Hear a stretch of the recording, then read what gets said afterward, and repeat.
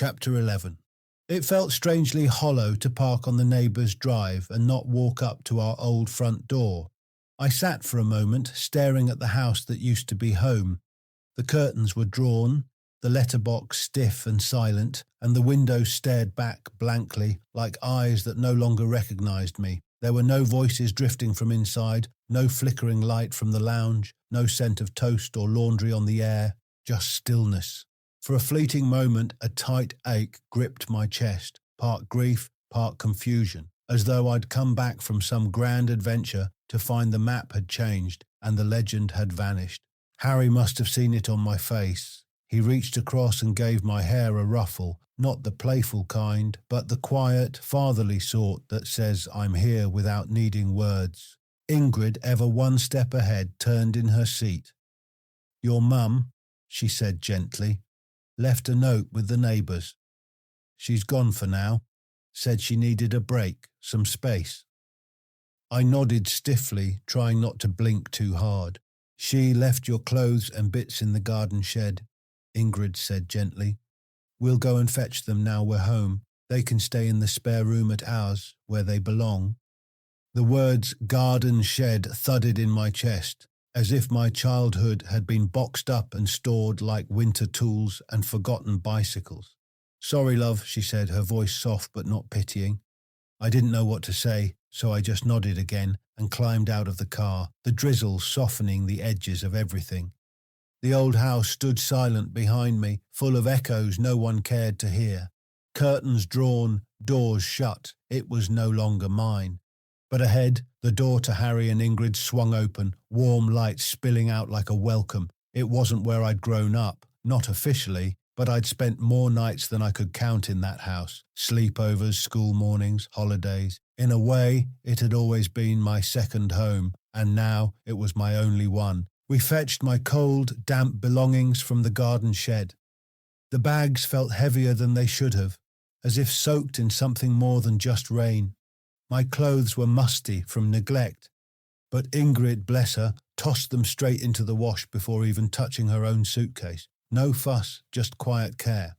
Later, Johan disappeared upstairs and came back with a rolled-up poster under one arm. Without saying much, he took down one from his wall and replaced it with this one beside my new bed. A small gesture, but it hit me like a punch. I bit down on my lip. Kindness like that, it was the kind that cracked you open. As it turned out, I ended up living with Johan and his parents right through to the end of the summer holidays. When we got back from Sweden, Mum, Tim, Phoebe and Susan had finally returned home. Apparently, there'd been a court case and all sorts of drama while we were away, but thankfully none of it landed on my shoulders.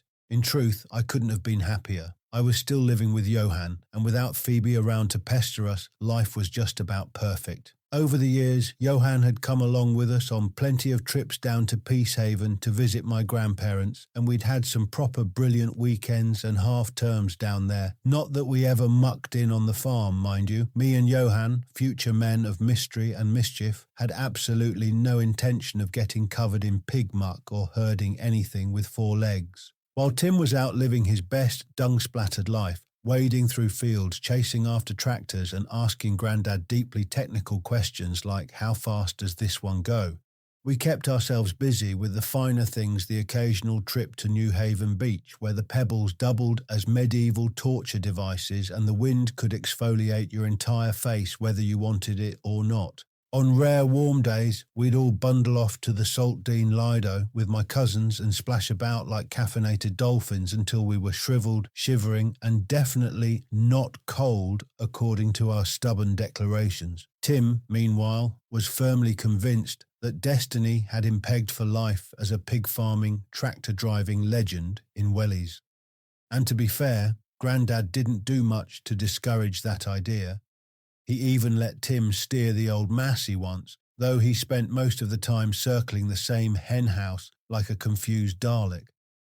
Tim was absolutely smitten with farming, properly besotted. He even joined the Young Farmers Club at Oakland's College, strutting in each Wednesday evening, smelling like a curious blend of cowshed, silage, and ambition. Honestly, the lad wore eau de manure like it was Chanel number 5. After the great parental fallout, which deserves its own chapter, ideally dramatised in black and white with ominous music, Mum moved them down to Peacehaven. Tim and Phoebe enrolled at Telscombe Junior School, while I stayed up in Hitchin, living the good life with Johan. Being 10, Tim had a go at the 11 plus. Unfortunately, the exam didn't go so well. It flunked him, you might say. His dreams of grammar school stardom vanished quicker than Grandad's socks in the washing machine. So off he went to the local comprehensive, big, loud, chaotic and full of kids who thought Latin was a football team. To be fair to him, he took it on the chin. Though I wouldn't have been surprised if he'd tried to tunnel out through the school fields on a Massey Ferguson, freedom blowing in his hair and bacon butties packed for the road. Uncle Derek, Mum's younger brother, had once blazed the agricultural trail in fine style, boarding at Haddam Hall before graduating from Plumpton College with a first-class degree in muck and machinery. The man could reverse a trailer blindfolded and quote crop rotation like poetry. Naturally, we all hoped Tim might follow in his muddy footsteps. He certainly had the enthusiasm, he wore it like overalls, but the timing was off.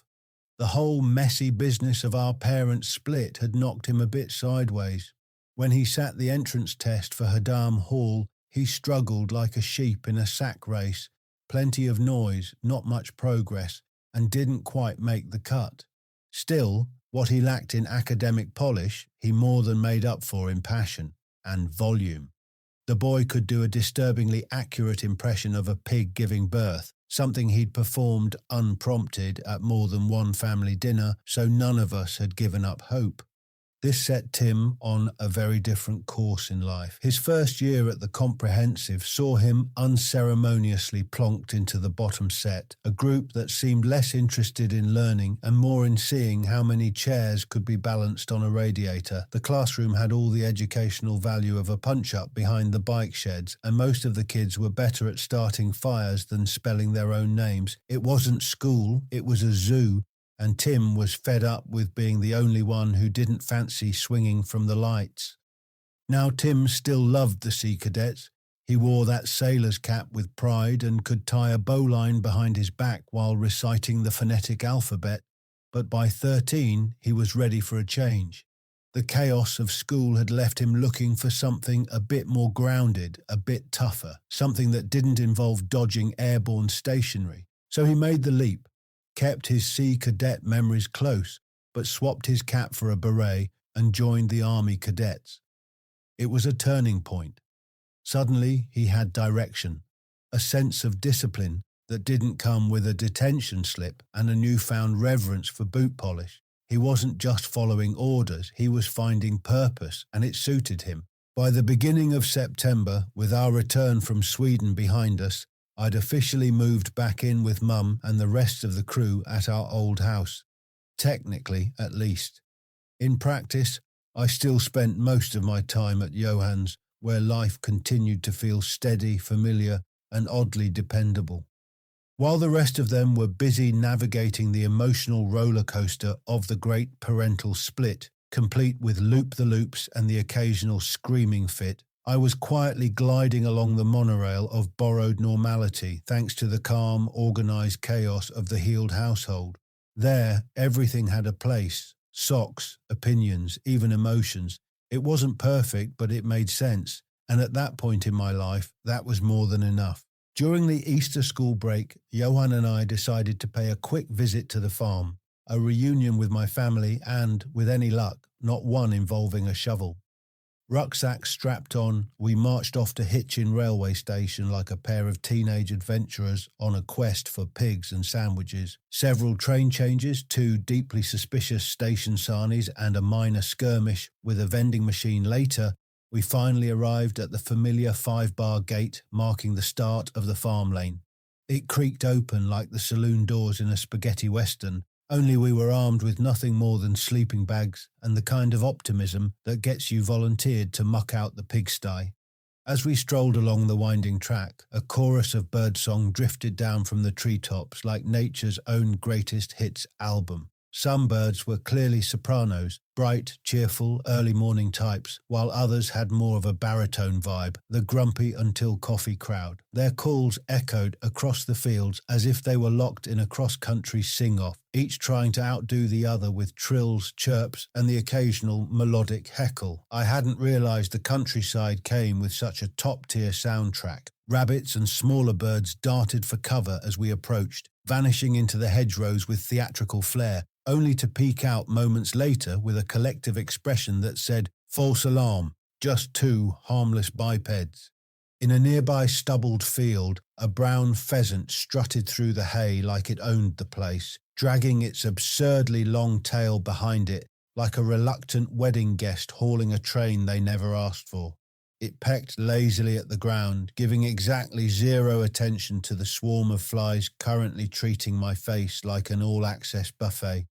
Honestly, if pheasants had a taste for flies, it could have saved me a great deal of swatting, flailing, and muttered profanity. Then, right on cue, two hares, each roughly the size of an over-caffeinated Jack Russell, erupted from the undergrowth and tore into a frenzied game of high-speed tag across the meadow. They zigzagged, doubled back, and vanished into a thicket as if they just remembered they were late for a very important meeting, possibly with a rabbit wearing a waistcoat. As if nature hadn't already pulled out all the stops, the strangest noise suddenly reached my ears, somewhere between a snort, a broken kazoo, and a cat trying to cough up a particularly stubborn furball. I turned to see the source. A hedgehog, bumbling along beside the hedge like it was late for its own surprise party. Not just any hedgehog. This one was the size of my hand, but built like it had spent the entire winter living off pies and zero regrets. Stay with us. We'll be right back. Hey, quick question for you. Are you someone who wants to be fit, healthy, and happy? And what if I told you you could get your dream body by simply just listening to a podcast? I'm Josh. And I'm KG, and we're the hosts of the Fit, Healthy, and Happy podcast. Listen, we get it. Fitness isn't easy. Carbs, no carbs. Just stop, okay? It doesn't have to be that complicated. And that's why we made this podcast. We get straight to the facts so you can become your best you. So the way to check us out is click the link in the show notes or search Fit, Healthy, and Happy podcast on any of the major podcast platforms. We'll see you soon.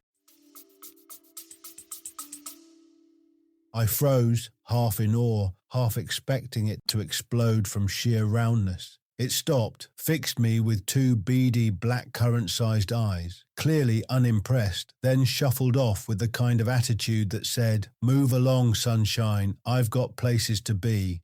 Johan, never one to let a good moment slip by without a bit of flair, launched into a pitch-perfect impersonation of Johnny Morris from Animal Magic.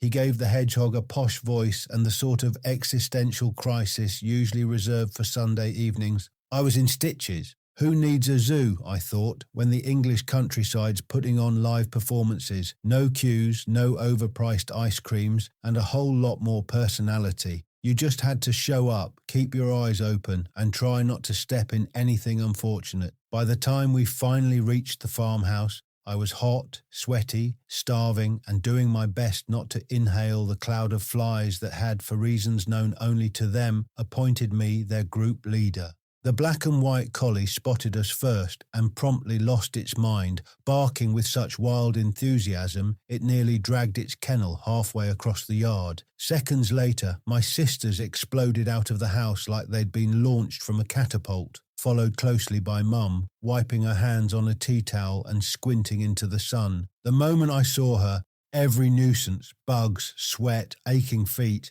and even the slightly judgmental hedgehog, suddenly felt worth it. Nan had laid on a proper ploughman's lunch, warm, crusty bread that practically sighed when you tore it apart, hunks of cheddar sturdy enough to build a garden wall, and a homemade chutney that smelt suspiciously like it could strip paint, but tasted absolutely divine.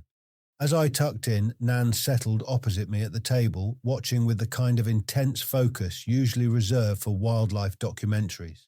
"My, haven't you grown?" she declared, not once but several times, as if I were a beanstalk and she was holding out for golden eggs. I promised myself right then never to say that when I got older, though I now realise it's as inevitable as taxes and apologising to furniture when you bump into it. Still, Nan was glorious, powder-scented, warm, and always ready with a hug that made the world feel a little less complicated. One squeeze from her and everything seemed all right again, even if your face was still sticky with chutney. Glancing out the window for any sign of Tim, I spotted only a truck doing lazy loops in a far-off field. Probably Grandad, I thought, either checking the crops or practicing for the world's slowest rally. Inside, Phoebe and Susan bounced over, radiating pride as they modelled their latest creations, aprons sewn with all the finesse of a sewing machine on a trampoline.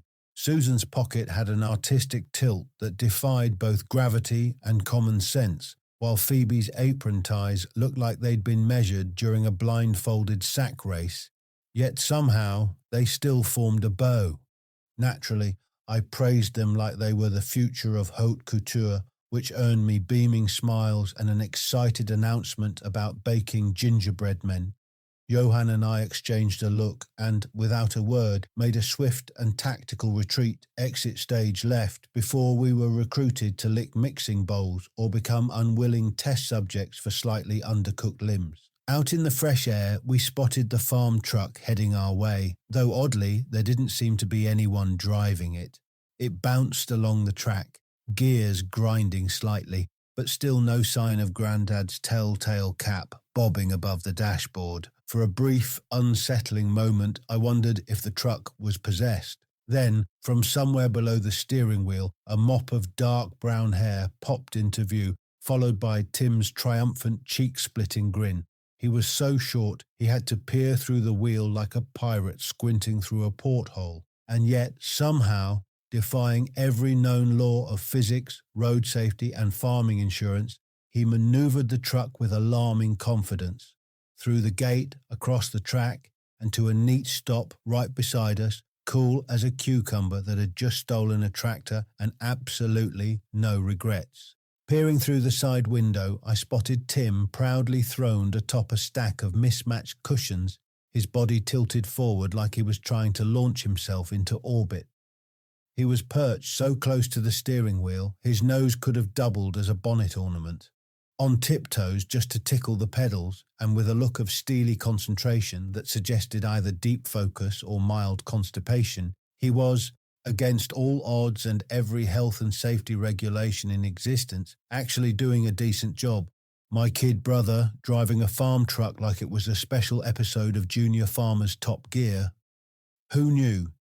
Just then, the truck door creaked open and out clambered Grandad from the back like a stowaway, flanked by two enthusiastic dogs. One was a manic spaniel with the attention span of a goldfish and the coordination of a pinball. The other a black and white collie who took its herding duties far too seriously, even when there was nothing to herd but grandchildren. Not to be outdone, Tim launched himself from the cab and crash-tackled us into a surprise group hug. It was heartwarming, briefly, until the dogs decided to get involved like a pair of furry cannonballs. Suddenly, we were all on the floor, caught in a glorious mess of limbs, tails, tongues and laughter, a proper farmyard welcome, and not a single one of us came out clean. A nearby tractor rumbled into view, an old red Massey Ferguson puffing along like a steam-powered dinosaur. At the helm was Uncle Derek, who swung down from the cab with the grace of a man who's done it 1,000 times, and still occasionally misses the last step. Barely a word passed before Johan and I were hoisted into the back like sacks of spuds, limbs flailing, dignity left somewhere in the dust. Tim and Uncle Derek took it in turns to deliver a running tour commentary as we chugged our way around 300 acres of farmland. Highlights included what Uncle Derek proudly referred to as Pig City, an entire suburb of metal shelters scattered across a field like a bizarre alien colony. Apparently, pigs are prone to sunburn, which turned out to be the most unexpected skincare tip I'd heard all week. I'd always assumed pigs were uniform little pink sausages with curly tails, basically walking cartoon characters. Not so. This farm had your classic bubblegum pink variety, sure, but also a wild assortment of porky oddballs. Some looked like they were wearing rugby shirts with neat black hoops stretched across their backs. Others were shaggy, rust-brown creatures that resembled something you'd find living in a hedge, and a few had spots and floppy ears so massive they could have doubled as parasails. If there were ever a Miss Piggy pageant, this lot could have covered every category and probably smashed the talent round too. Up close, they were massive. And I don't mean chubby, I mean small car with a snout massive. I'd spent years wisely steering clear of the pig pens under the comforting assumption that pigs were lumbering, lazy beasts. Then Tim, ever the font of unsettling trivia, informed me that pigs can run. Fast. As in, faster than you when you realise you've entered the wrong field, fast. Add to that a mouthful of surprisingly sharp teeth, and I decided that being on the receiving end of a pork-powered nibble was not high on my bucket list. Tim, of course, was utterly fearless. He sloshed buckets of feed around like a porcine maître d' at an all-you-can-eat buffet, completely unfazed by the stampede of salivating snouts thundering along behind him. We started feeding duties at the far end of the farm, slowly working our way back toward the house.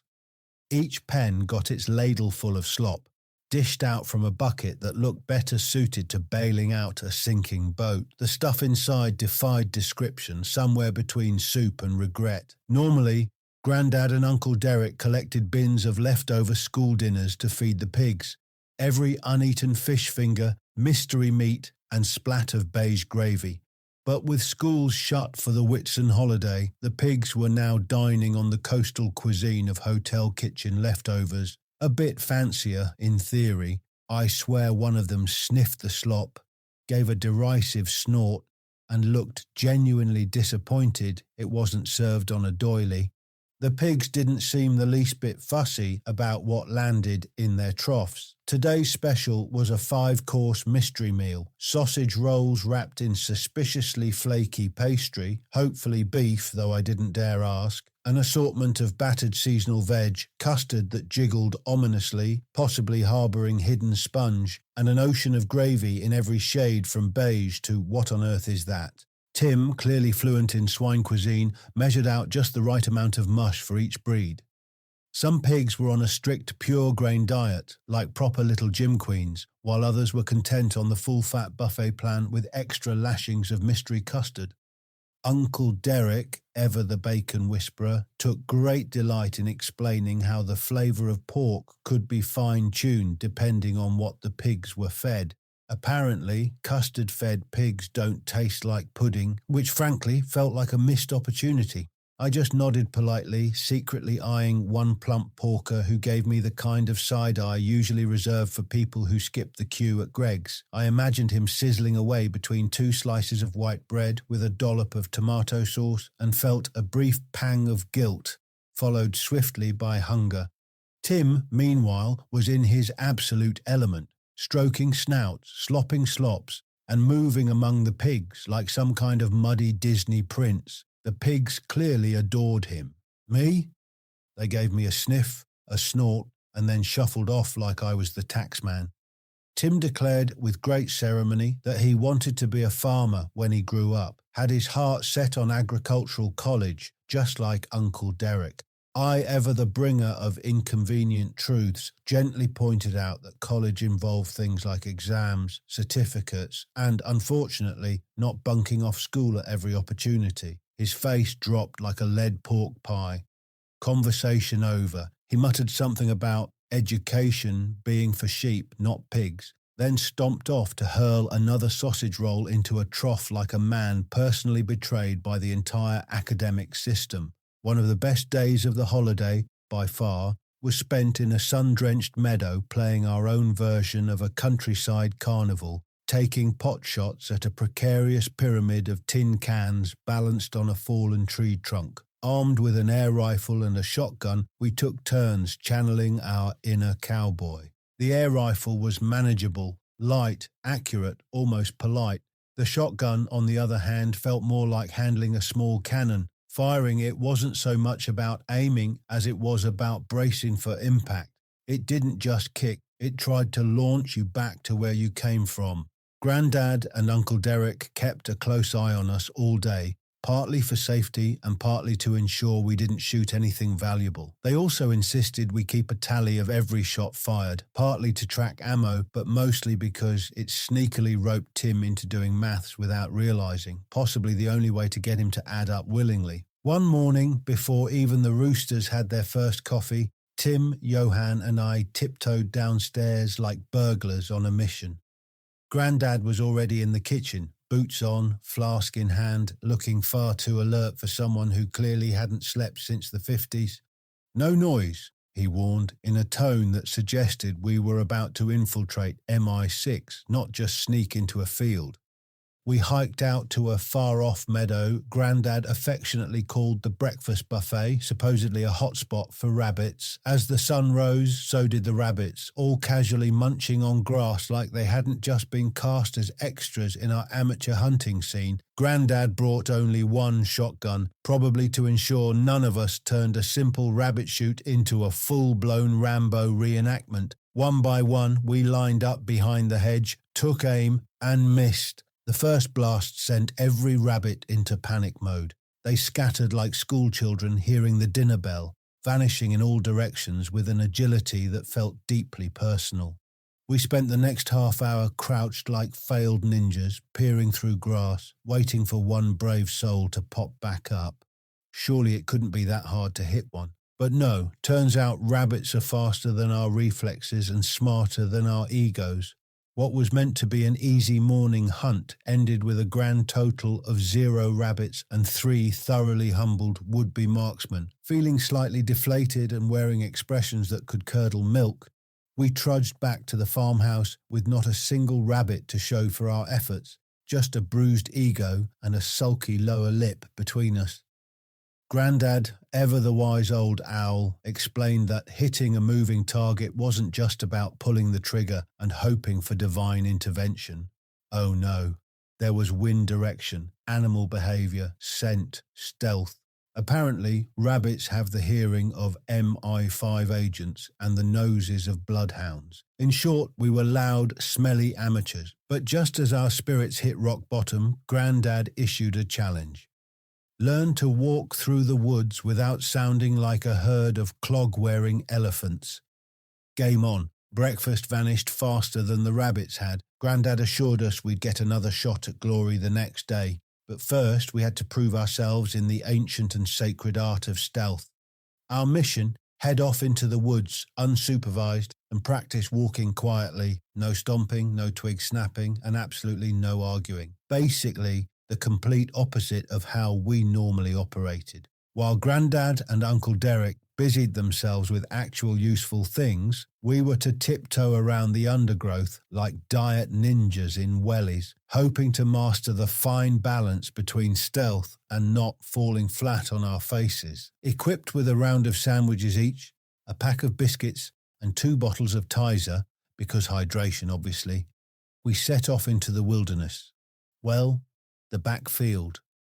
Finding a stretch of woodland wasn't difficult. This was Sussex, after all. Trees came as standard. The real challenge was locating one without sisters lurking nearby, ready to ruin our top-secret operation with questions, giggles, or an impromptu fashion show.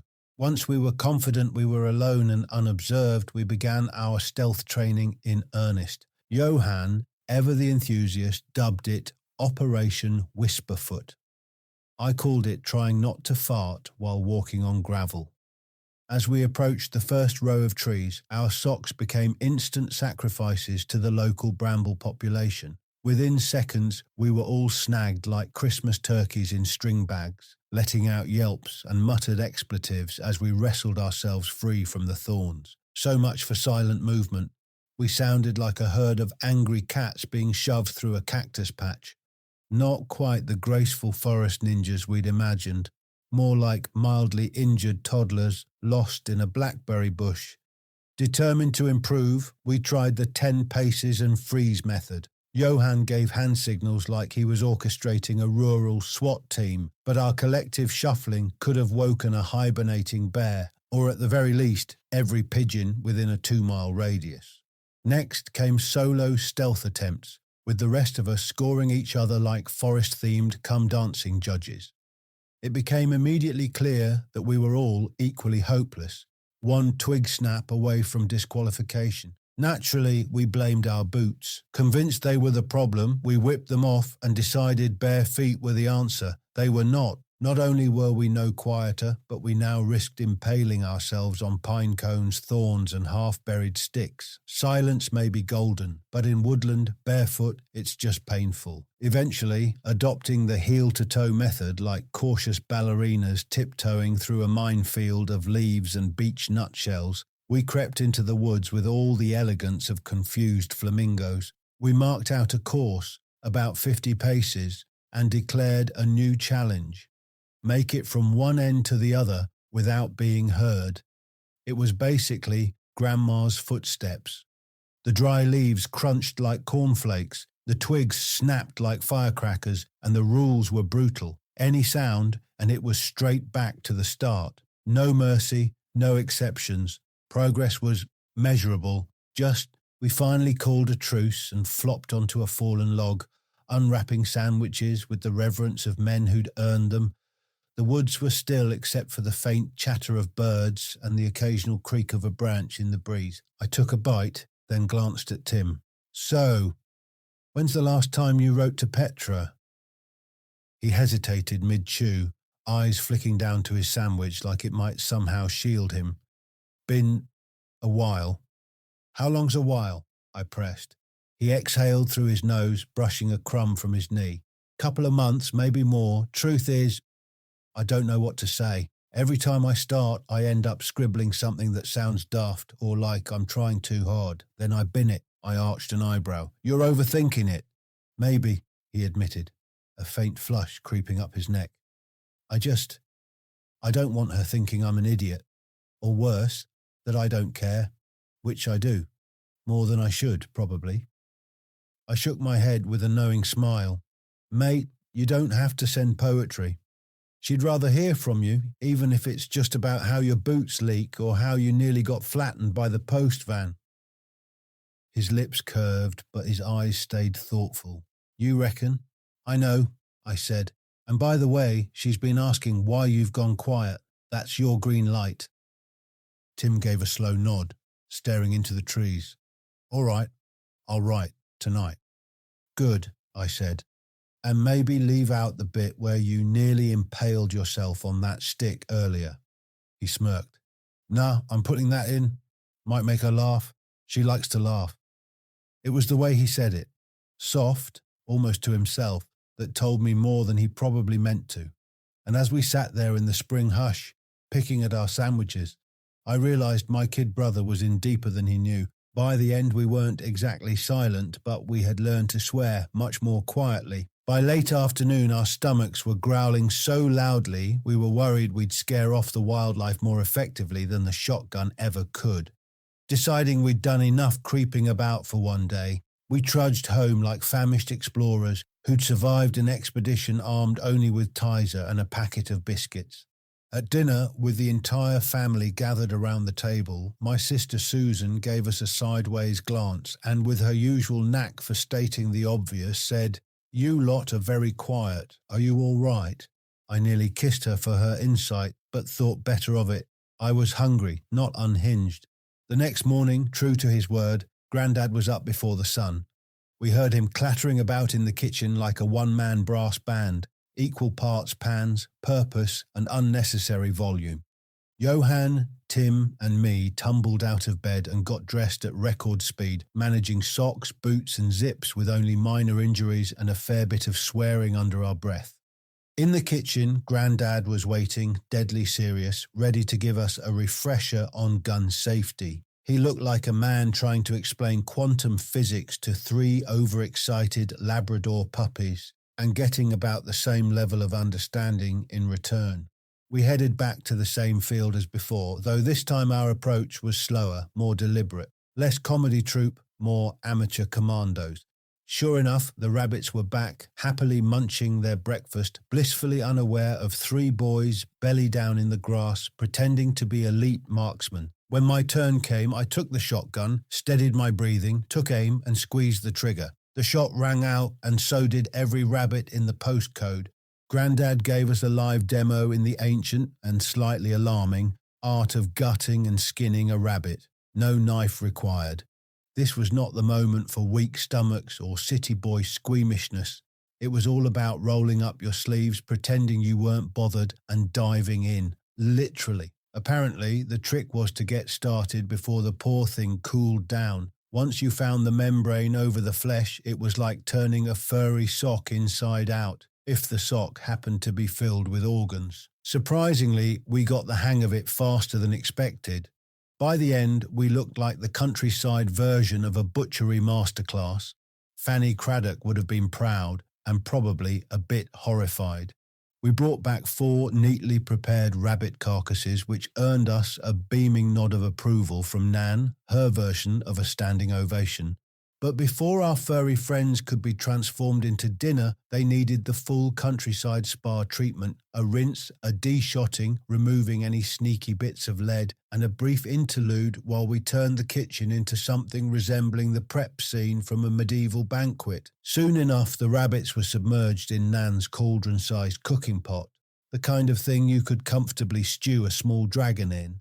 And the rich, savoury smells began to fill the house like a reward for a job well done. My sisters got involved too, armed with peelers and wildly enthusiastic chopping skills. Carrots, spuds and onions were diced and hurled into the pot with flair and absolutely no regard for size consistency. Then came the gourmet twist. A couple of tins of tomato soup and a handful of freshly picked herbs from the garden, though I'm fairly certain one of them accidentally added a dandelion. A generous shake of salt and pepper later, and the bubbling brew was left to simmer away like a potion. That evening, we dined like a family of hungry wizards.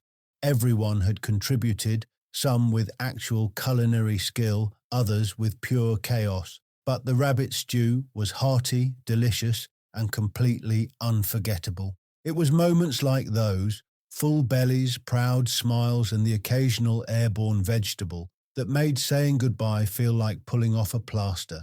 Slow, dramatic, and far more emotional than anyone wanted to admit. When the time came for Johan and me to board the train back to Hitchin, we did our best to look stoic and not sniffle like we'd just watched Watership Down. Hugs were quick, waves were brave, and nobody mentioned the lump in their throat. As Tim stepped forward to clap me on the shoulder, I leaned in and murmured, "And don't forget, write to Petra. She's waiting to hear from you." He gave a small nod, the kind that carried more weight than words. The good news was the farm would always be there for future escapes, impromptu adventures, hunting rabbits, and the kind of grounded, muddy magic that made everything else feel manageable, no matter where home happened to be, or what version of chaos was currently unfolding in it. Back at school, we were thrown straight into the end-of-year tests, like sacrificial lambs to the academic gods. Miraculously, Johan and I excelled, somehow landing top marks in almost every subject. Even in religious studies, we did surprisingly well, though that probably had more to do with our talent for asking awkward questions like, if Noah took 2 of every animal, who brought the termites, than any actual biblical understanding. Our teacher gave us top marks, possibly out of admiration, or sheer relief that the term was nearly over and she wouldn't have to answer any more theological conundrums from the front row. That summer kicked off with Sea Cadet Camp, where we got to swap textbooks for throttle controls. We learned to pilot RIBs, those inflatable speedboats with engines that make you feel like a Bond villain chasing down spies. It was brilliant fun. That week was our first real taste of independence, salt air, and shouted commands from adults in shorts and peaked caps who took nautical health and safety far more seriously than they took their suntan lotion. Johan and I arrived wide-eyed and eager, armed with sleeping bags, slightly squashed sandwiches, and just enough nautical knowledge to tell port from starboard most of the time.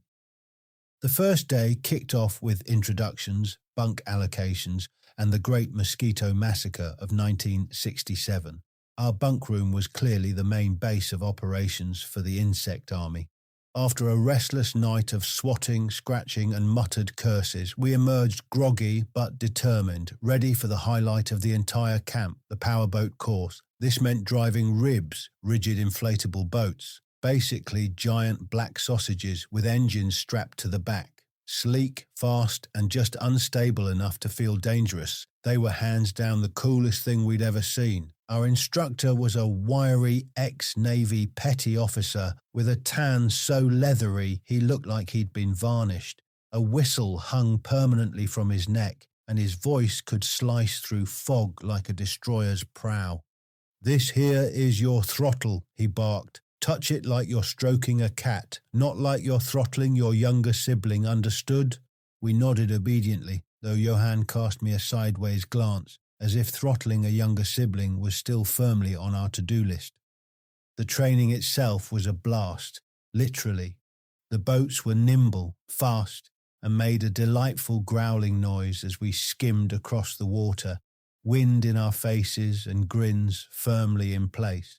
We practiced man-overboard drills, tossing a fender and bucket into the sea and racing to rescue it while pretending it wasn't full of seaweed and mild disappointment. We learned how to approach dinghies without capsizing them, mostly, and navigated through a series of floating cones which we inevitably knocked over like aquatic bowling pins.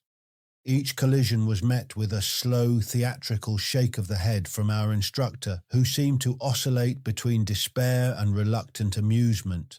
One highlight came when Johan, riding a wave of overconfidence, attempted a dramatic power turn to impress a group of passing girl cadets. He succeeded in drenching them with a tidal wave and very nearly beaching the boat in the process. The girls were not impressed. Our instructor, however, awarded Johan an imaginary medal for accidental crowd control, presented with all the solemnity of a royal investiture, minus the knighthood and dignity. Evenings were spent comparing blisters, swapping sea stories, most of them wildly exaggerated, and avoiding the one cadet who somehow managed to get his foot stuck in something on a daily basis. Meals were a mixed bag: soggy fish fingers, rubbery scrambled eggs, and a suspicious stew we christened the Kraken. No one asked what was in it, and no one really wanted to know. Still, by the end of the week, we were officially certified as powerboat drivers and entirely convinced we could now single-handedly run a naval operation should the need ever arise. Preferably one involving speedboats, dramatic theme music, and absolutely no rubbery eggs. By the time we returned home, sunburnt, mosquito-bitten, and reeking faintly of outboard motor fuel, we were walking a little taller, even if it was mostly from the bruises.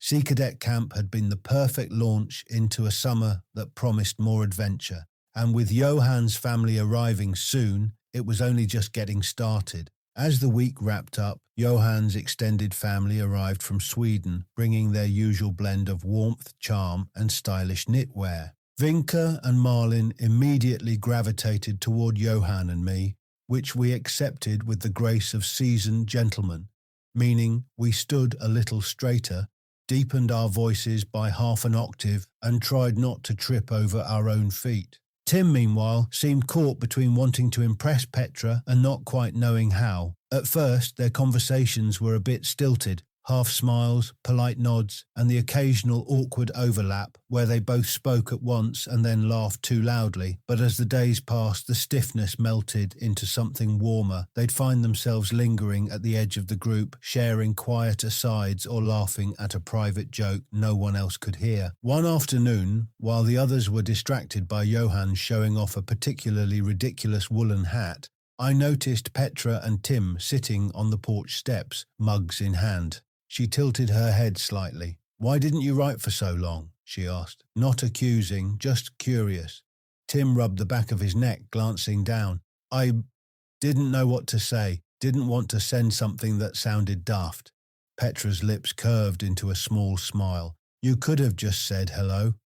Something in his expression softened, and they both looked away at the same time, sipping their drinks as if that might hide the blush in their cheeks. I caught them at it later, still talking, both grinning at something Petra had said. As Tim walked past, I leaned in just enough for him to hear. "Careful, mate. People will start talking."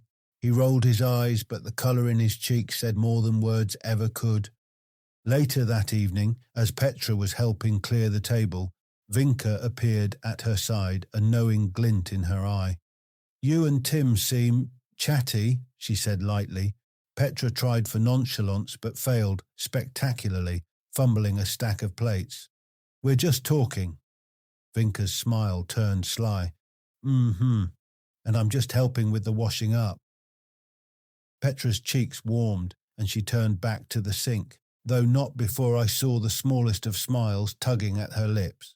Ronnie, meanwhile, had his nose buried in textbooks, technical diagrams, and what looked suspiciously like IKEA manuals. He was knee-deep in prep for his shipbuilding apprenticeship and took it all very seriously, lecturing anyone within earshot on keel strength, mahogany grain, and how cabinet joints should never, under any circumstances, squeak. We admired his dedication, truly we did, even if half of what he said sailed right over our heads, and the other half just made us feel incredibly grateful we weren't the ones stuck sanding planks or measuring hull curvature in the blazing sun. Tim and Petra lingered on the platform while the grown-ups sorted tickets and shooed luggage into the guard's van. The late afternoon sun streamed through the station roof, making the dust in the air dance. "So, farm for the rest of the summer?" Petra asked, rocking on her heels. "Yeah," Tim nodded. "Grandad's got a list of jobs for me as long as my arm." "You're going back to Sweden?" Petra pulled a face. Back to school stuff and chores." Tim fished in his pocket and produced a scrap of lined paper folded into a neat square. "My address at Grandad's if you want to write." She took it, glancing up with a small smile. "Only if you write back this time." "I will," Tim said, trying to sound casual, but failing a bit. "Promise." For a moment, they just stood there, shuffling their feet. Then Petra gave him a quick, slightly awkward hug, more of a bump of shoulders than anything else, but it made Tim's ears turn pink. A few yards away, I pretended to be checking the departure board, but couldn't help watching. There was something about the way my kid brother straightened up, trying to look older than his 11 years, that made me smile. He didn't see me, but I saw him, every bit the young gent, in his own way. The guard's whistle blew and Petra stepped back towards her carriage. "Bye, Tim. Bye," he called, waving until the train pulled out, her scrap of paper tucked safely into her pocket. It felt like a floating version of a sitcom waiting to happen, and we were more than ready to supply the laughs. The ferry crossing to Sweden began with all the excitement of a school trip mixed with the chaos of a suitcase explosion. No sooner had we stashed our bags in the cabin than Johan launched himself onto the top bunk, loudly declaring it dibs forever, and immediately cracked his head on the ceiling. Vinka, not missing a beat, handed him a packet of plasters like a seasoned field medic and claimed the bottom bunk opposite Marlin, who was already organising her belongings with military precision. I naturally ended up with the bunk that creaked suspiciously every time I breathed. Once settled, we set out to explore the ship, a floating maze of duty-free temptations, shiny staircases, and mysterious corridors that all somehow led back to the same gift shop. Petra and Ronnie made a beeline for the games room. Petra immediately began pouring a worrying amount of money into a claw machine in an increasingly desperate attempt to win a giant stuffed moose. Meanwhile, Ronnie found himself locked in a pinball machine showdown with a Norwegian teenager named Niels, who approached competition with the intensity of an Olympic athlete and the frown of a man late for battle. Meanwhile, Johan and I discovered the sun deck. Despite the Baltic breeze doing its best impression of a wind tunnel, we braved it with bravado and promptly lost both our sandwiches and our dignity to the wind. Vinka and Marlin arrived moments later, looking effortlessly composed in stylish windbreakers, and watched us with expressions somewhere between amusement and mild pity as we scrambled after flying napkins across the deck like seagulls in sneakers. Later, we all regrouped for lunch in the ship's buffet restaurant. The food was surprisingly decent, with only a few unidentifiable items lurking among the hot trays. Things took a turn at the dessert counter, where Petra accidentally catapulted a scoop of chocolate mousse onto a passing waiter.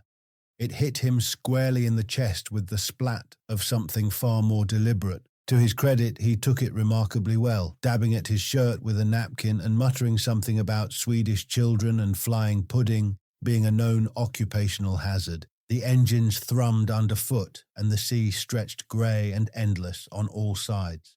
Vinka and Petra leaned against the rail, the wind tugging at their hair. "So," Vinka said over the rush of water, "anything interesting happened before you left?" Petra hesitated, then pulled the folded scrap of paper from her coat pocket. "Tim gave me his address at his granddad's farm, said I should write." Vinka's brow arched. "And will you?" Petra looked out across the waves, a small smile curling at the edges of her mouth. "Maybe, if he writes first." Vinka grinned, nudging her. "You're as bad as each other." Petra tucked the note back into her pocket, still gazing at the horizon. "Maybe." That first evening on board, we dressed for dinner. Ronnie had borrowed Johan's second pair of trousers, along with a shirt, tie and blazer. He didn't have much in the way of formal clothes, what with school uniforms not being a thing in Sweden. Still, he pulled it off well, neat, polished and trying not to look too pleased with himself. Then Vinka and Marlin walked in and everything shifted. They wore delicate summer dresses, soft colours, ribboned waists, just enough to look grown up without losing the sparkle of who they were. They looked stunning, not in the way people talk about film stars or pageant queens, but in that quiet, jaw-dropping way that makes your heart stop for a second before it catches up. Johan and I exchanged a glance, one of those rare, wordless ones where everything's understood. We'd talked after Christmas about how much Vinka and Marlin meant to us. Back then, it had felt like a crush, something light and sweet and undefined, but now it felt more real, more rooted. I knew then, without question, that I loved Vinka, not in some overblown teenage drama kind of way, but in a quiet, certain way, like I'd been carrying it around for a while without quite realizing. I didn't say anything, of course. Some things are too big for fairy dinner conversations. And from the look on Johan's face as Marlin smiled at him, I knew he felt exactly the same. Even Petra, in a soft yellow dress, looked lovely, radiant in her own composed, clever way. She sat beside Ronnie, who suddenly seemed very aware of his borrowed blazer and tried and failed to adjust his tie with nonchalance. That night, something unspoken hung in the air between us. Not awkward, not overwhelming, just new. We were the same four friends we'd always been, and yet not quite. That evening we called on their parents and made our way down to dinner together. The 10 of us, kids and adults, had a table right in the centre of the dining room. It felt oddly grand, like we were hosting a miniature diplomatic summit, only with better dessert options. As always, our manners were impeccable.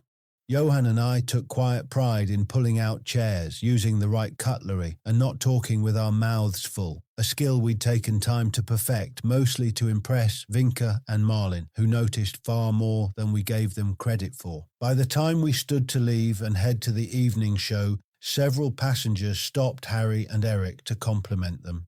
"Such fine young people," they said. "So polite. A credit to you." It was the kind of praise that made your ears go pink and your back straighten just a little more. We didn't say much, but I think we all felt it.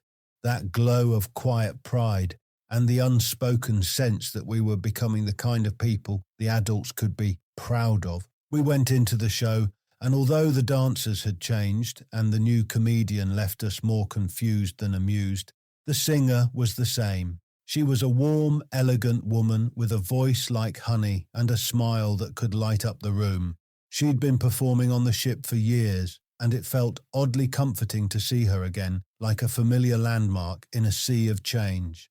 Later that evening, after the show, we made our usual pilgrimage to the cafe for cocoa. To our delight, the singer was there too, chatting with passengers. She spotted Johan and me immediately. "Well, if it isn't my young gentleman from last summer," she said with a twinkle in her eye. We introduced Vinka, Marlin, Ronnie and Petra, who were all instantly charmed. She pulled up a chair and joined us for a few minutes, asking about school, our trip, and whether Johan still did that terrible magic trick with the napkin. He did, and performed it again, to groans and applause. It was one of those golden fairy moments, simple, a little magical, and full of laughter. We sipped our cocoa, basked in the warm glow of the ship's lights, and felt, just for a while, that everything was exactly as it should be. After the show, full of food and fizzy drinks, we roamed the ship one last time, still riding the high of the evening. Johan, ever the instigator, convinced us to try karaoke. With Vinka's encouragement and Marlin's mischievous grin daring us on, we signed up as a group because if we were going to embarrass ourselves, we were going to do it together. Moments later, the four of us were on stage, belting out ABBA's Waterloo with all the energy and enthusiasm of a Eurovision finale, minus the choreography and with slightly more voice cracks. We didn't win the contest, though we did come dangerously close to starting a conga line, but we earned a hearty round of applause, some impressed nods from fellow passengers, and, for reasons still unclear, someone's leftover chips as a thank you for the entertainment. It wasn't glamorous, but it was brilliant. One of those moments you don't plan, can't recreate, and wouldn't change for anything. Still buzzing from our karaoke triumph, and possibly the sugar, we drifted out of the lounge and into the cool evening air. The ship had quieted, the sea dark and glassy beneath a silver-sprinkled sky. Moonlight glinted on the water, soft and steady like a secret being whispered across the waves. We walked back to the cabin in pairs, slower now, warm from laughter and cocoa, the buzz of the night settling into something quieter, something more. Johan and Marlin walked ahead, close enough to brush shoulders, murmuring in their own little world. Every now and then Marlin giggled, and Johan tried very hard to pretend he wasn't smiling. Vinka and I followed, hand in hand. It wasn't something we talked about, not since Christmas, that night in the cabin, curled up close under borrowed blankets while the snow fell outside. It had changed something, quietly, gently, not in the way adults would assume, but in the way two hearts start to find their rhythm around each other.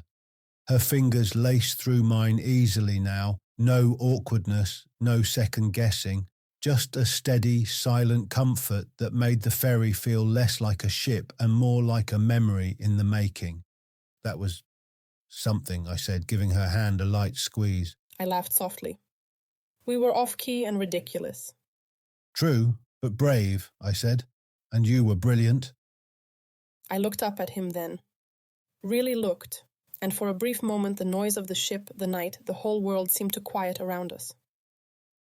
We should sing together more often, I said, my voice low. Only if it means walking back like this after. I didn't reply, but my smile said everything. By the time we reached the cabin, Johan had the key ready and Marlin was already halfway into another story. The four of us slipped inside, voices hushed now, wrapped in that warm, glowing hush that only comes after a perfect night. And as we got ready for bed, I caught Vinka's eye once more and knew, without needing words, that whatever this was between us, it was still there, still real, still quietly growing. Inside the cabin, the familiar chaos resumed. 4 sets of shoes kicked off in all directions, cardigans flung over bunks, someone, Johan, stepping on someone else's, Marlin's foot, and a general tangle of tired limbs and stifled giggles. The ceiling was still just as low, and Johan managed to bump his head again while climbing onto the top bunk. Marlin muttered something about writing warning signs in multiple languages, and I rolled my eyes with affectionate amusement. I moved toward the ladder to take the top bunk when I felt a gentle tug at my wrist. "Stay," Vinka whispered. Before I could reply, she pulled me softly into her bunk, lifting the corner of the blanket like it was the most natural thing in the world. No fuss, no questions, just a quiet, confident gesture that said everything she needed it to. Johan and Marlin were already whispering up above, voices muffled, occasionally punctuated by laughter or the rustle of bedding. Petra and Ronnie could be heard faintly through the wall, arguing in the way only siblings could. Low level and constant, like background radio. Vinka and I lay side by side, the narrow bunk warm and close. At first we were back to back, letting the silence settle. Then slowly, instinctively, we shifted until we were curled together, her head tucked under my chin, our fingers loosely entwined beneath the covers. The soft hum of the ship's engine was the only sound now, steady and lulling, like a heartbeat underfoot. "Did you mean it?" I whispered after a while, barely louder than the breath between us. "Mean what?" "When you said you had good intentions." I turned slightly, just enough to feel her smile in the dark. Every word. I didn't say anything else, just rested my forehead gently against his. And in that quiet, creaky bunk, swaying gently somewhere between two countries, two childhoods and whatever came next, we slept. Together. Still just us. Still everything. The following day, after polishing off another hearty breakfast and navigating our way around a surprisingly aggressive game of shuffleboard, we made our way to the ship's library to continue our noble quest for knowledge, or more accurately, to avoid being trampled by the crowd in the duty-free shop. Midway through our literary pursuits, which consisted mostly of leafing through books we had no intention of finishing, the ship's singer, the very same one who had wowed the lounge crowd the night before, with her renditions of ABBA and Elton John, strolled in. With a warm smile and a theatrical flourish, she invited us to join her for lunch. Naturally, we accepted faster than you could say complimentary bread basket. Lunch was both glamorous and surreal. Between forkfuls of smoked salmon and bursts of laughter, she casually mentioned that her uncle owned the entire shipping line, as you do, and that this ship was her favourite to perform on. We tried our best to look unfazed and not choke on our meatballs. The lunch stretched into a 2-hour affair filled with music chat, travel stories, and Johan nearly taking out a passing waiter with an overly enthusiastic hand gesture during a tale about boat engines. Eventually, we made our way back to the library. Full, slightly starstruck and carrying the warm afterglow of feeling like minor celebrities. The library on the ship was unusually quiet, even for a floating archive of forgotten hardbacks and nautical maps. We were tucked away in the corner, lounging in those slightly too formal armchairs that made you sit straighter than you wanted to. Petra and Ronnie were off somewhere, possibly still wrestling with the claw machine, and the rest of the ship seemed to have gone into a collective post-lunch food coma. Marlin closed her book and looked over the top of it at Vinka and me, a little too casually. "So, you two shared a bunk again, huh?" Johan shifted in his chair and raised an eyebrow but didn't say anything. I glanced at Vinka, unsure if I should go for humour or honesty. Vinka beat me to it. "We did," I said simply, not looking away from Marlin. "Same as at Christmas." There was a moment of silence, the kind that makes the air feel thick with unspoken thoughts. Then Johan leaned forward slightly, elbows on knees. "You're both okay with that?" he asked, not accusing, just curious, maybe even a little protective. I nodded and Vinka gave a quiet smile. "It's not like we planned it, it just happened, and it felt right," I said, keeping my voice low. I added, "It's not a big deal to us. We just like being close. It helps us sleep. That's all." Marlin studied us both for a moment, then shrugged and sat back, satisfied. "Fair enough. I just wanted to check you weren't turning into one of those weird couples who start finishing each other's sentences and talking in code." I grinned. "Not yet." Johan gave a small laugh, glancing at Marlin. "I mean, if they start matching outfits, we stage an intervention." "Agreed," said Marlin, mock serious.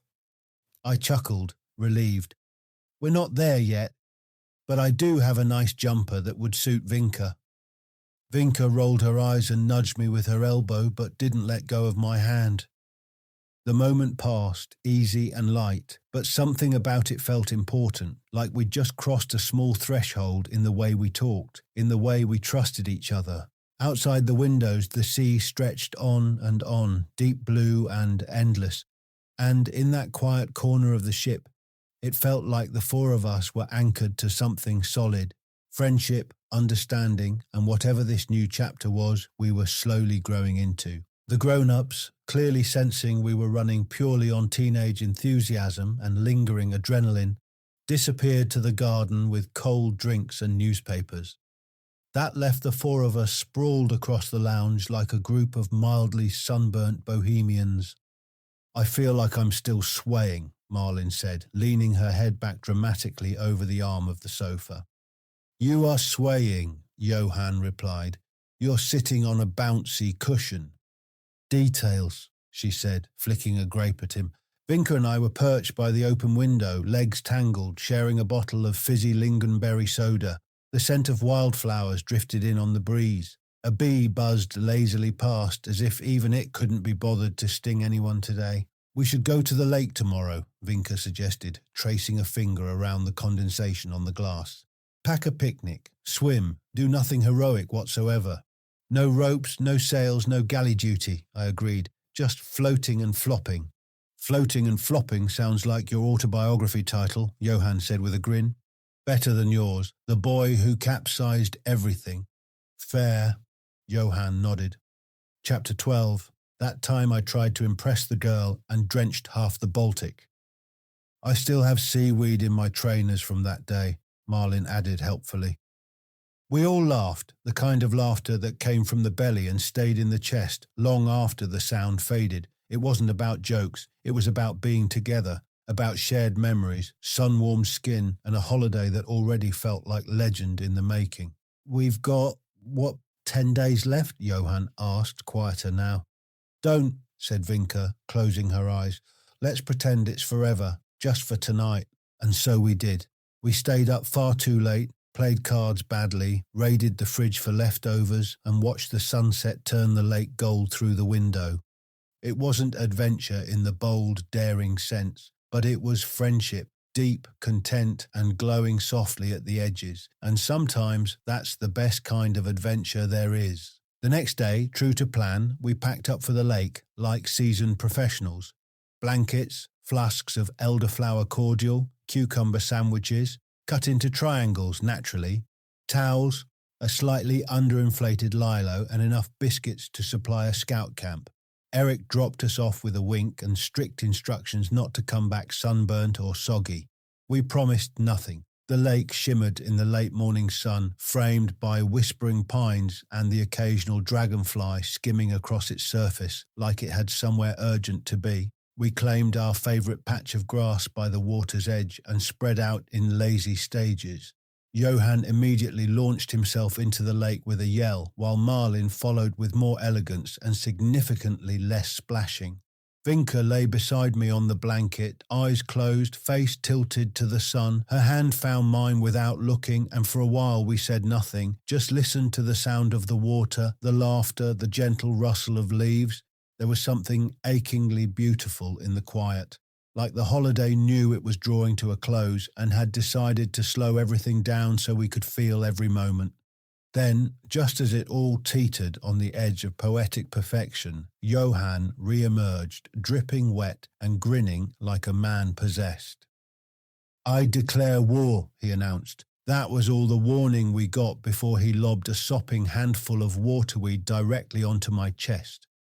Marlin shrieked and joined in without hesitation, scooping water with a flip-flop. Vinka, for the record, was on my side until she wasn't. The water fight escalated quickly, devolving into an all-out splash battle that saw us diving, ducking, and laughing so hard we could barely breathe. At one point, Johan tried to balance on the lilo and deliver a speech declaring victory. He made it halfway through before tipping off sideways like a particularly confident heron, losing its footing. We called it a draw. Later, when we were tired and happy and sun-warmed again, we stretched out on the grass in a lazy tangle of limbs, clothes drying on rocks nearby like colourful flags of truce. Marlin read aloud from a battered paperback she'd found in the house, while Johan dozed with a biscuit perched on his chest. Vinka curled up next to me, her head on my shoulder. I wish we could freeze this, she whispered. Bottle it up, take it home. I'd need a pretty big bottle, I murmured, kissing the top of her head. She looked up at me then, eyes a little more serious. What happens when we leave? What happens to this?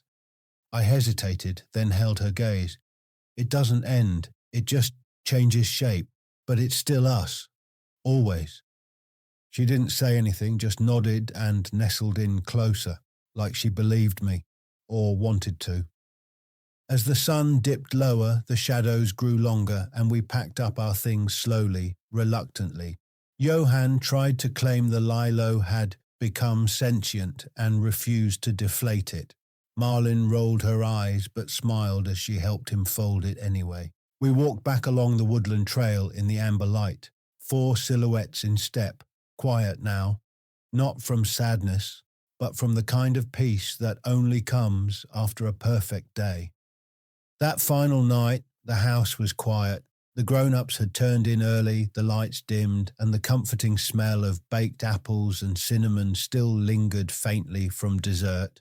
Outside, the sky was a blanket of stars, the kind you only see in places without street lights or cities breathing down your neck. The lake was a mirror of moonlight, perfectly still. We'd all crept out to the back garden with cushions, mugs of hot chocolate, and enough blankets to stage a siege. The air was cool, but the warmth between us did most of the work. Johan and Marlin were curled together on one end of the bench swing, her legs draped across his lap, his hand idly tracing lazy circles on her knee.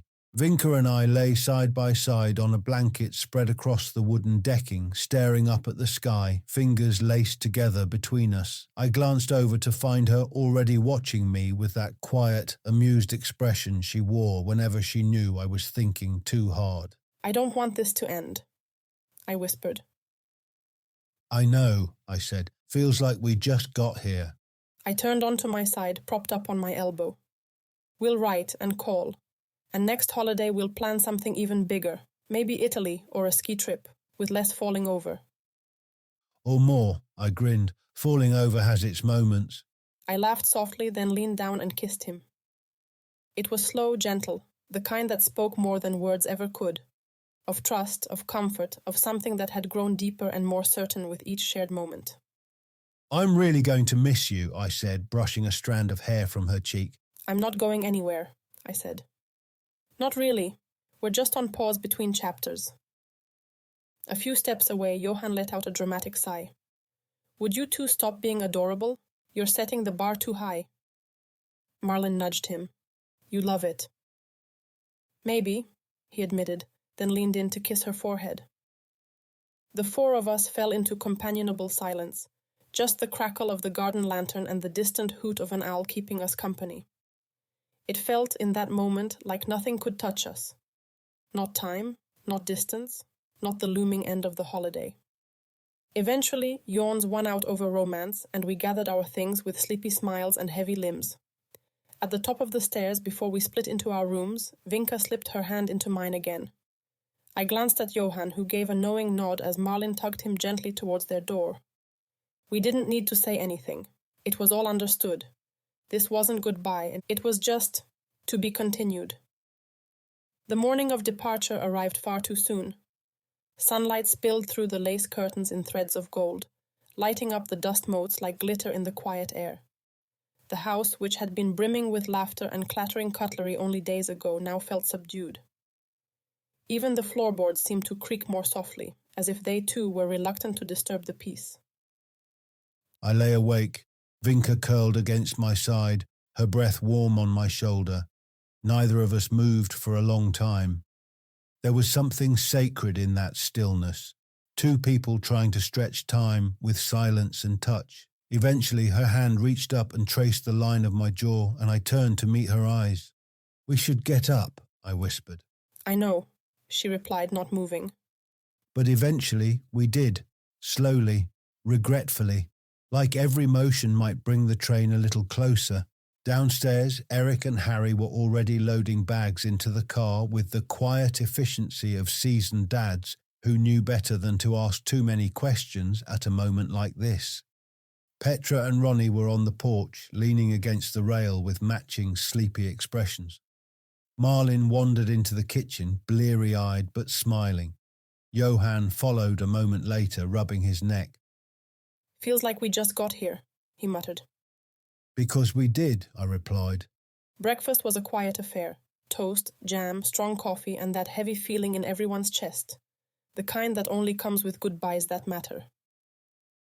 Vinka held my hand under the table the entire time, squeezing it now and again like she was checking I was still real. When it came time to leave, there were hugs all round, tight ones, the kind that last a little too long and leave your jumper smelling of someone else's shampoo. Eric clapped me on the shoulder. Anna kissed my cheek. Even Petra, in her own awkward way, wrapped her arms around me before swiping at her eyes and claiming it was just hay fever. Johan and I loaded into the back seat next to our bags. Vinka stood by the gate, arms wrapped around herself, her dress fluttering in the breeze. I leaned out the window as the car started to roll. "I'll write you a novel," I said. You'd better. I smiled and blew him a kiss. And just like that, we were moving, away from the lake, away from the cabin, away from the kind of summer you tuck deep in your memory and carry with you for the rest of your life. As the car rumbled down the gravel track, Johan nudged me. "Promise me we'll never let life get boring." "Not a chance," I said. And in the rearview mirror, Sweden faded into trees and sunlight, but never truly out of sight.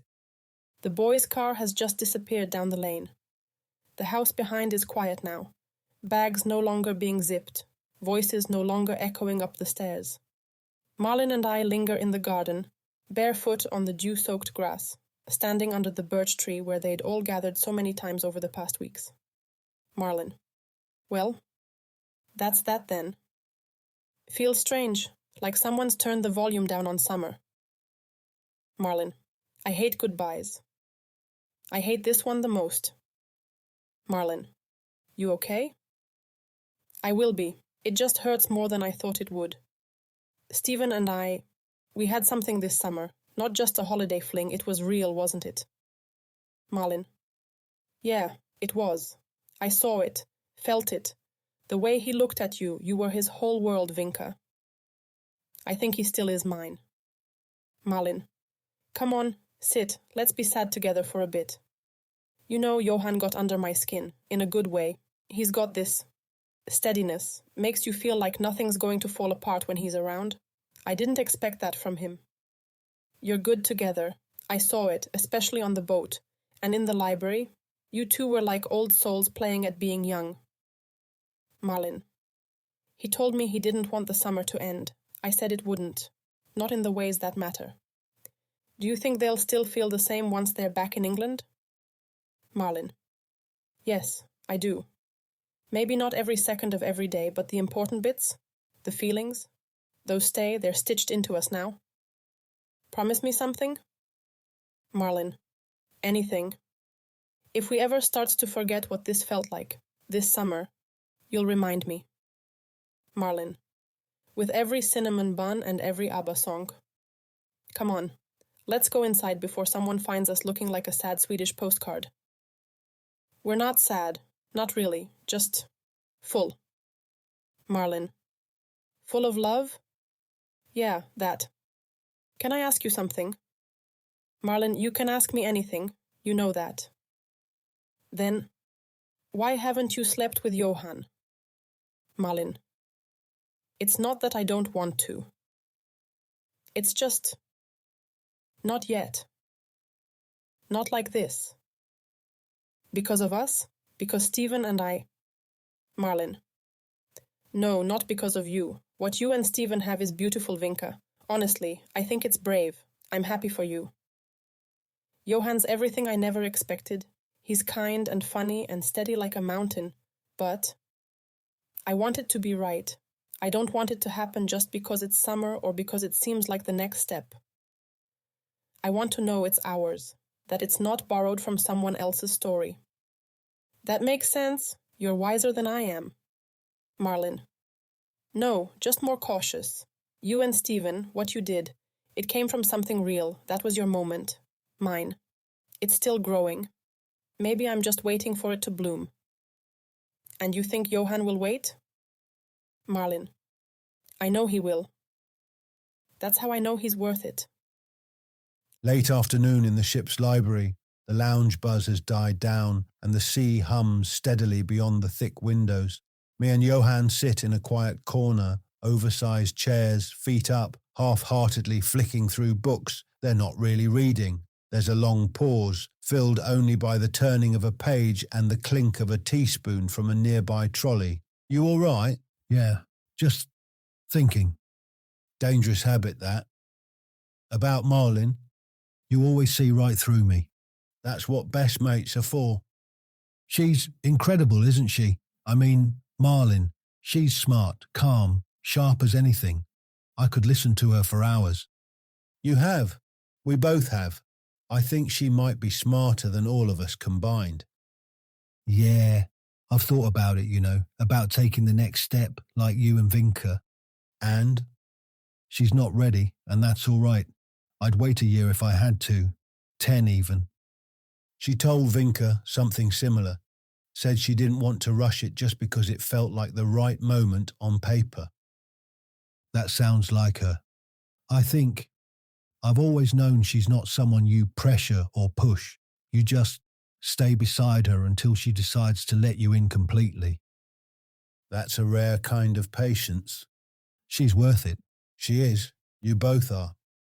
What about you and Vinka? You okay? Yeah, more than okay. It's hard to explain. When it happened, it just felt right. Like it wasn't something new, but something we'd always known was coming. I get that. You two have always had a kind of current running between you. Sometimes it scares me how much I feel for her. Then you're doing it right. You ever worry we'll mess it up? All the time. But then I remember we've got each other, the four of us. That's a good start. That and your endless optimism. It's a full-time job. It's mad, isn't it, this summer? Everything's shifted. Feels like we grew up a bit without meaning to. Yeah, like life nudged us forward a step. And now we're heading back, same school, same streets, but not quite the same us. We'll carry it with us. The boat, the sea, the girls, the late nights under the stars. It all stays, even when it feels like it's slipping away. Memories like that, sticky things. They cling, they shape you. Johan reached into his rucksack and pulls out a folded, slightly crumpled Polaroid, the one Petra had taken on the deck the day before we handed back the yacht. The four of us, sun-kissed and windswept, grinning at the camera like the world belonged to us. Here, for your wall or your wallet, wherever you need reminding. Thanks, mate. We'll make more memories, Christmas, skiing next summer. This isn't the end. Number just the turning of a page. Come on, sailor boy. And just like that, our summer began its quiet descent into memory. The ferry hummed steadily beneath our feet, carrying us away from the magic and back to reality. But something had changed. Not just in the way Vinka's hand fit so perfectly in mine, or how Johan looked at Marlin when he thought no one was watching, but in us. We weren't boys chasing holidays anymore. We were beginning to understand the weight of feelings, the roots of real friendship, and the tender beginnings of love. Whatever lay ahead, school, winter, growing up, we'd always have this summer, and for now, that was enough.